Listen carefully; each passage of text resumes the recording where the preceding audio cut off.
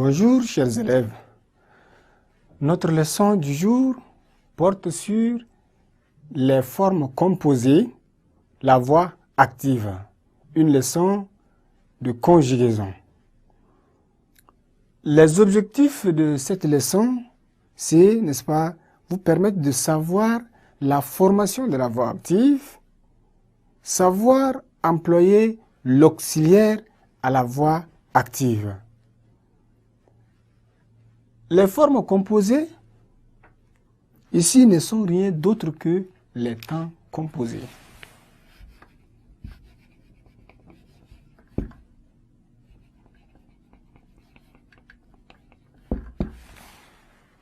Quand on parle de formes composées, on fait allusion au temps composé, simplement. Donc, les auxiliaires sont être et avoir. Les temps composés se forment avec ces auxiliaires-là. On forme les temps composés avec les auxiliaires être, avoir et avoir, conjugués à un temps simple auquel on ajoute le passé du verbe à conjuguer. Quand on dit par exemple, elle n'a jamais mangé ce qu'elle mange. Exemple.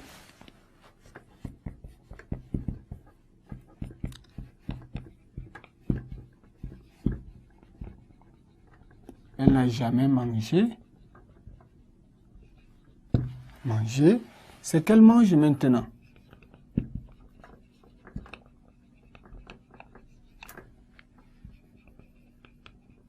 Voilà un exemple. Nous avons ici deux verbes ici. Manger et mange. Manger, conjugué au passé composé.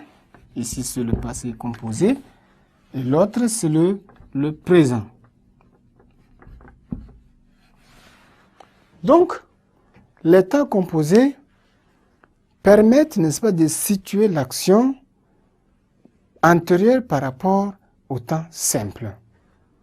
Le passé composé ici, l'action exprimée par le passé composé est antérieure à celle exprimée par le présent.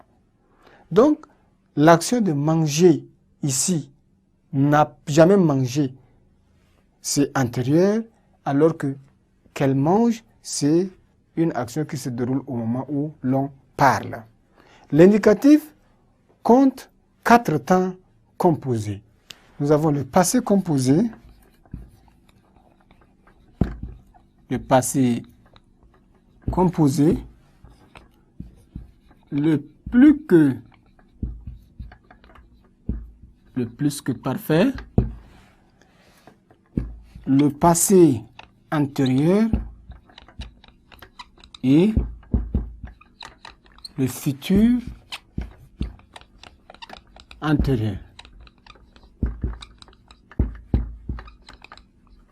Voilà les 4 temps composés qui sont aussi appelés les formes composées. Comment on peut, n'est-ce pas, former ces temps-là? Comme on a dit, il faut l'utilisation, sinon l'usage des auxiliaires être et avoir, conjugués à un temps simple correspondant.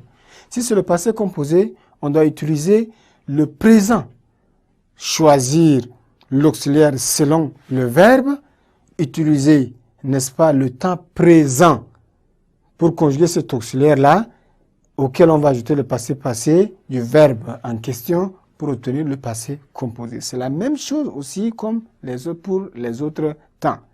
Ici, le plus que parfait, l'auxiliaire doit être conjugué à l'imparfait.